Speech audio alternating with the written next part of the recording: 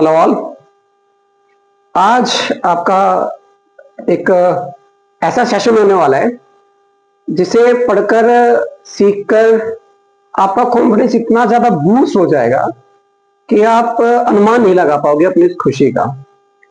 क्योंकि आज आप कुछ ऐसा सीखने वाले हो जो अब तक शायद आपने ना तो किसी भी ग्रामर की बुक में सीखा है, पढ़ा है, और आपने सुना इसको बहुत बार है, लेकिन आपने ये नहीं समझा होगा कि क्या ये वाला जो सेंटेंस आप सुन रहे हैं, पढ़ रहे हैं बार बार, वो इस टेंस में आता है। दैट मीन्स कि ये बहुत ही नई चीज है आपके लिए और आपको बिल्कुल मजा आ जाएगा। ठीक है, तो इसे कहते क्या है? फर्स्ट ऑफ ऑल हमने पहले पढ़ा था, इसे हम कहते हैं फ्यूचर इंडेफिनिट पार्ट 2, क्योंकि हमने फर्स्ट पार्ट पढ़ा था जिसमें हमने उसकी पैसिव वॉइस भी सीखी थी, राइट। अब वैसे मैं आपको पहले ही बता चुका हूं, आज फिर से बता देता हूं कि इंग्लिश में टेंसेस नाम जो है वो सिर्फ दो ही होते हैं tenses. There is no third tense known as future tense. क्यों? मैं आपको एग्जांपल दे दूं वर्ब से। जैसे कि आपने पढ़ा है first form, second form and the third form, लेकिन मैंने क्या पढ़ा है? मैंने पढ़ा है present form, past form and past participle form, right. अब आप देखोगे कि इसमें कहीं पर भी फ्यूचर फॉर्म नहीं है, इसमें कहीं भी future form of the verb नहीं है। इसमें सिर्फ प्रेजेंट फॉर्म द वर्ब है, past फॉर्म द वर्ब है and past participle form the verb है। There is no future form the verb. तो अब फिर ग्रामर की बुक्स में ही फ्यूचर कर क्या रहा है? तो आंसर इसका यह है कि हमें हिंदी या अपनी जो भी रीजनल लैंग्वेज है उसके हिसाब से अंग्रेजी को सीखना होता है, राइट। और हम कह देते हैं कि जो हमारे हाथ में नहीं होता वो भविष्य में होता है, so that is in the future. और हम उसमें सिर्फ गैस कर सकते हैं, फ्यूचर में सिर्फ हम अंदाजा लगा सकते हैं, हम सिर्फ उनकी संभावनाएं व्यक्त कर सकते हैं, हम उसके बारे में कभी भी श्योर नहीं हो सकते, राइट। तो इसके लिए आपने विल और शैल पढ़ा है। आज मैं फिर से एक बार रिपीट करूंगा उस चीज को, ठीक है, ताकि एक बार फिर से जो पुराना है वो भी कवर हो जाए। तो हमने फ्यूचर इंडेफिनिट फर्स्ट में क्या पढ़ा था? हमने वहां पे पढ़ा था कि जब वर्ब के साथ में आता है ऊंगा, पढ़ूंगा पढ़ूंगा, खेलूंगा खेलूंगा, सोऊंगा सोऊंगा, जागूंगा जागूंगा, right, just like that. And then ऊंगी, तो ये किसके लिए होता है? ये होता है आई के लिए, राइट।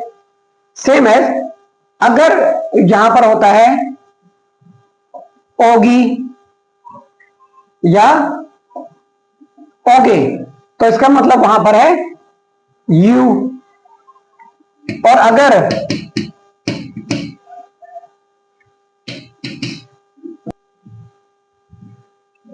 तो जब सेंटेंस के अंदर जो सेंटेंस एंड होता है अगर ओगे से या ओगे से, जस्ट लाइक आज आप समोसे बनाओगी, ठीक है, तो क्या गया? ओगी, बना ओगी, बनाओगे बनाओगे। सिमिलरली अगर हम बात करते हैं एंगे की, क्या? एंगे। जैसे कि हम मूवी देखने जाएंगे, एंगे, राइट। हम क्रिकेट खेलेंगे, हम ठंडे पानी से नहाएंगे, राइट। तो वहां पर होता है वी, दे एंड प्लूरल्स होते हैं, राइट। लेकिन अगर वहां पर होता है एगा, जस्ट लाइक रमेश खेलेगा या एगी, सोनिया पढ़ेगी, राइट, तो वहां पर होगा ही मतलब एगा लड़का, एगी मतलब शी लड़की, या कोई भी ऐसा जो जिसके हमें लिंग के बारे में था और हम वहां पर इट का यूज करते हैं उसके लिए, या फिर वो नाम होगा किसी लड़के का या लड़की का, या फिर वो होगा एक सिंगुलर नाउन, राइट। तो हम इनके लिए क्या रूल यूज करते हैं? हमने इनके लिए रूल यूज किया हुआ है subject shall or will present form the verb and object, right? अब मैं आपको shall और will के बारे में बता दूं कि जो प्रेजेंट फॉर्म होती है वो shall होती है, इसकी जो पास्ट फॉर्म होती है वो shall की पास्ट फॉर्म should होती है. Similarly will is the present form and would is the past form, right? इसलिए मैंने कहा कि जो shall और will है ये भी प्रेजेंट टेंस ही है एक तरीके से देखा जाए तो. और मैं जब इसके बारे में बताऊंगा तो मैं वो चीज आपको दिखाऊंगा भी कि हाँ ये कैसे होता है, क्योंकि हो सकता है बहुत सारे लोग डिबेट करने के लिए आ जाएं कि सिद्ध कीजिए, तो मैं भी सिद्ध करके दिखा दे रहा हूं आपको इन हैंड, राइट? अब ये चीज आ गई. हम जो है शेल का यूज करते हैं सिर्फ दो लोगों के साथ में. वो कौन कौन है? वो है आई और वी. और जितने भी बच गए हैं, you, they, he, she, it, name, singular noun या प्लूरल्स, इन सब के साथ में हम विल का ही यूज करते हैं. और अगर आई और वी डिटर्मिनेशन कहीं पे भी डिटरमाइन हो जाते हैं तो फिर हम वहां पर विल का यूज करते हैं. या वो धमकी देते हैं, क्या करते हैं? धमकी देते हैं, वो थ्रेट देते हैं, तो भी हम वहां पे विल कहते हैं. This is just like I will sue you, मैं तुम्हें कोर्ट में देख लूंगा. तो ये क्या है? धमकी है. तो वहां पे क्या आ जाएगा? विल. वहां पे शैल नहीं आएगा. ठीक है. अगर मैं दृढ़ संकल्प कर रहा हूं कि मैं डॉक्टर बनूंगा, ये मेरा दृढ़ संकल्प है, तो मैं वहां पे क्या कहूंगा? I will become a doctor, right? अब जैसे कि मैंने भी एक सेंटेंस बोला कि इसको यहां से हटाना पड़ेगा. यहां पर लिखा कि मैं डॉक्टर बनूंगा, मैं डॉक्टर बनूंगा, राइट? उंगा आ गया. तो अगर मैं यहां से हटा के इधर लिख देता हूं, मैं doctor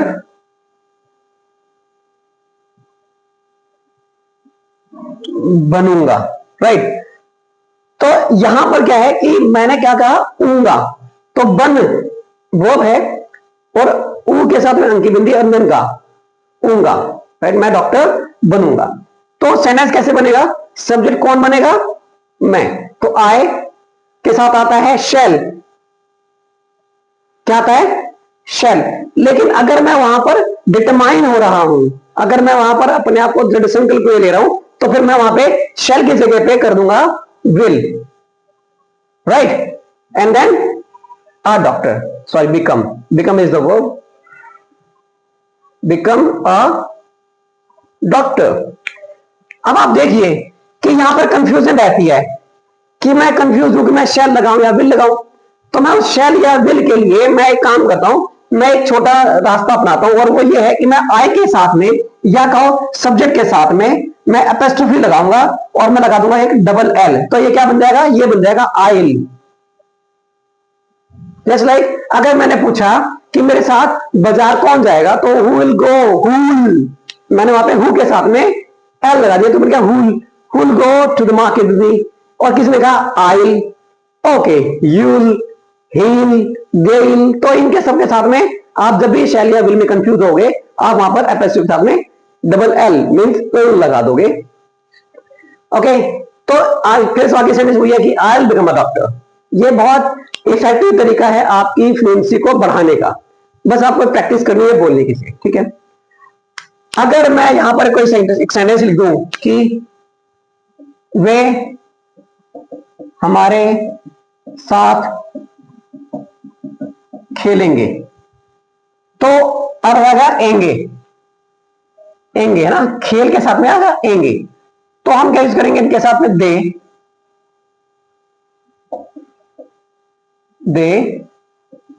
will play with us, right? Raman घर जाएगा, राइट? तो जा के साथ में क्या आ गया? एगा. एगा, राइट। तो रमन घर जाएगा, तो रमन के साथ में विल ही आएगा, will go home, Raman will go home. अभी जैसे मैंने बताया कि आप सबके साथ में लगा सकते हो अपेस्ट्रोफी करके, तो यहां पर रमन के साथ में apostrophe then ll, Raman ll go home, Raman go home. ये ऐसे भी आप कर सकते हैं, ठीक है। अब बात करते हैं उसकी जिसे हम आज सीखने वाले हैं, जिसे सीखकर आपको बहुत मजा आने वाला है। तो वो क्या है? मैंने इसे नाम दिया है फ्यूचर इंडेफिनिट सेकंड पार्ट का, और ये आपको हो सकता है किसी ग्रामर की बुक मिल जाए, लेकिन मुझे अभी तक किसी भी ग्रामर की बुक में नहीं मिला है, राइट। तो होता क्या है, इसकी पहचान क्या है? इसकी पहचान ये है कि ये दिखाता है शोज अ प्लान, ये दिखाता है कि कोई प्लान है किसी चीज का, ठीक है। अब वो कहां पर होगा? इन फ्यूचर, लेकिन हम बोलते हैं उसे प्रेजेंट में है, ठीक है। और इसे हम यूज करते हैं वर्ब के साथ में ने वाला हूं, ने वाली हूं, क्योंकि ये क्या दिखा रहा है? ये आपके एक एक्शन को दिखा रहा है, राइट। ये क्या दिखा रहा है? आपके एक एक्शन को जो आप करने वाले हैं या करेंगे भविष्य में, राइट। सिमिलरली इनके साथ में आ जाएगा ने वाला हूं, तो आए हो गया वहां पे, राइट। ने वाली हो, ने वाले हो, राइट। ने वाले हैं, एंड देन ने वाला है, ने वाली है, ठीक है। अब आप देखोगे कि ये सब के सब किसके साथ में? वर्ब के साथ में। रूल क्या बनेगा? द रूल इज सब्जेक्ट, आप लगाना यहां पे इज, एम या फिर आर। क्या लगाइए आप? इज, एम या आर के साथ में आप लगाएंगे गो, क्योंकि रूल क्या है? अगर इज एम आर के बाद में कोई भी वर्ब आती है तो उसके साथ हमेशा आईएनजी ही आएगी। तो आईएनजी आ गया, and then to, that is a infinite. अब क्या हो गया कि and then present form of the verb, ये present form of the verb and object. तो ये आपका रूल है। सेंटेंस क्या होगा? तो वाक्य है बच्चे आज शाम को फिल्म देखने जाने वाले हैं, है ना। या वह मरने वाला है, या सीमा हंसने वाली है। अब आप देखते हैं कि भाई किसी के चेहरे को देख पता लगता है कि हाँ बस ये हंसने वाला है, वो रोने वाला है, ठीक है। ये बस अभी थोड़ी देर का मेहमान है, मरने वाला है। दैट मीन्स अब आप देखो कि बच्चे शाम को फिल्म देखने जाएंगे, क्योंकि बात किसकी हो रही है? बात फ्यूचर की हो रही है। ये प्लान है जो अभी नहीं हो रहा है, ना भी हुआ है, वो आगे होगा, लेकिन बस उसकी क्या एक संभावना है। We are not so sure about it. इसके बाद वो मरने वाला है, दैट मीन्स वो मर जाएगा। सीमा हंसने वाली है, तो सीमा हंस देगी या सीमा हंसेगी, ठीक है। अब ये सेंटेंसेस हमें सेंस देते हैं फ्यूचर का, भविष्य का, लेकिन हम इसे कहां बनाते हैं? हम इसे बनाते हैं प्रेजेंट में, राइट। इसीलिए इसका नाम दिया है फ्यूचर इंडेफिनिट टू। अब ये बनेगा कैसे? चलिए बनाते हैं। तो बच्चे आज शाम को फिल्म देखने जाने वाले हैं, तो the children are going to watch a movie in the evening. ठीक है, the children are going to watch a movie in the evening. वो मरने वाला है तो he is going to die. Seema हंसने वाली है तो Seema is going to laugh. तो ये सेंटेंसेस है जो आप इन्हें बनाते हैं इस तरीके से। और आप ये भी नोटिस करेंगे कि इनके जो नेगेटिव है वो बिल्कुल उसी तरीके से बनेंगे जिस तरीके से हमने प्रेजेंट बनाए थे। अगर मुझे इसका नेगेटिव बनाना है तो नेगेटिव कैसे बनेगा? सब्जेक्ट इज मार के साथ में हम क्या लगा देंगे? हम लगा देंगे नॉट, तो बन जाएगा इंटरगेटिव। ठीक है, फिलहाल तो हमें बस यही दो चीजें सीखनी है और मैं इसका इंटरगेटिव का रूल लिख देता हूं, आसानी रहेगी। क्योंकि नेगेटिव ये हो गया, यहां लिख देता हूं मैं नेगेटिव में, तो नेगेटिव में हम नॉट लगा देंगे। ठीक है, इंटरगेटिव में क्वेश्चन वर्ड, फिर में लिखना है इज, एम या फिर are, then subject going to, लगेगा ही लगेगा going to, then present form the verb and object. Right, ये है आपका इंटरोगेटिव का रूल। और जब हम इसे बनाते हैं हु के साथ में, ठीक है, तो हु के साथ क्या आएगा? हु इज, डेफिनेटली हु के साथ ओनली इज आएगा, कुछ और नहीं आएगा। हाँ यार, हम यहाँ पे आर भी लगा सकते हैं, अगर वो प्लूरल है तो हम वहां पे आर भी लगा सकते हैं। And then going to, present form the verb and object. और अगर हम कर रहे हैं इसे इंटरगेटिव नेगेटिव में,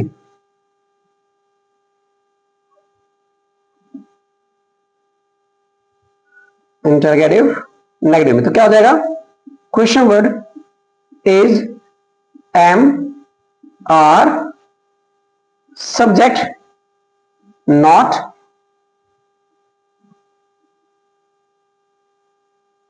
present form the verb, sorry, not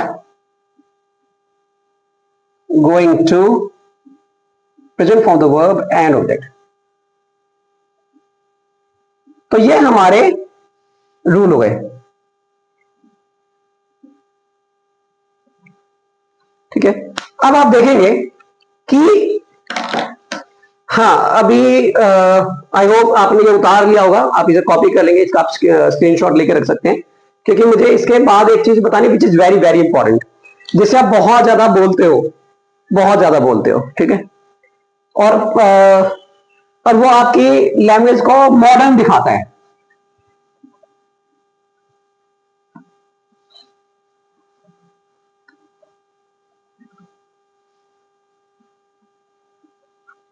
तो वो क्या है?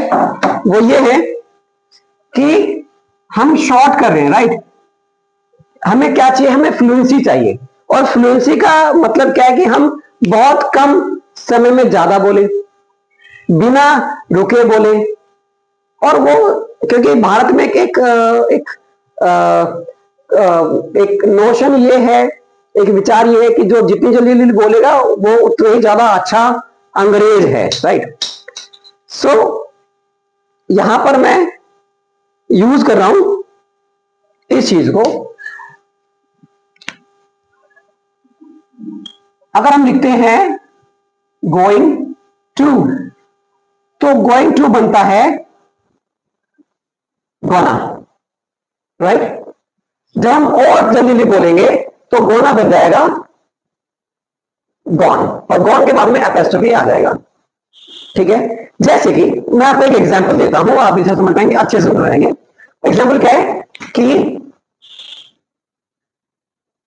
मैं नहीं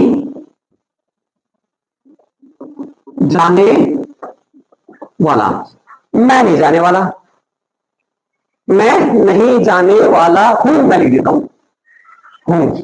मैं नहीं जाने वाला हूं, राइट। आगे मैं लिख देता हूं कि भाई मैं नहीं जाने वाला, राइट। फिर मैं नहीं जाने वाला। अब आप देखेंगे जैसा हिंदी में हो रहा है वैसा ही अंग्रेजी में भी होता है। हिंदी में क्या हो रहा है कि यहां पर 1 2 3 4 5 शब्द है यहां पर, और यहां पर आ गए 1 2 3 4, और फिर यहां लगे 1 2 3, क्योंकि ये सिर्फ हम बोलने में यूज करते हैं, हमारा रिटन का पोर्शन है। लेकिन मैं बात कर रहा हूं बोलने की, तो जाहिर सी बात है आप बोलने के लिए क्या यूज करोगे, जो आपका सबसे शॉर्ट पड़ेगा। कैसे यूज करते हैं इसे,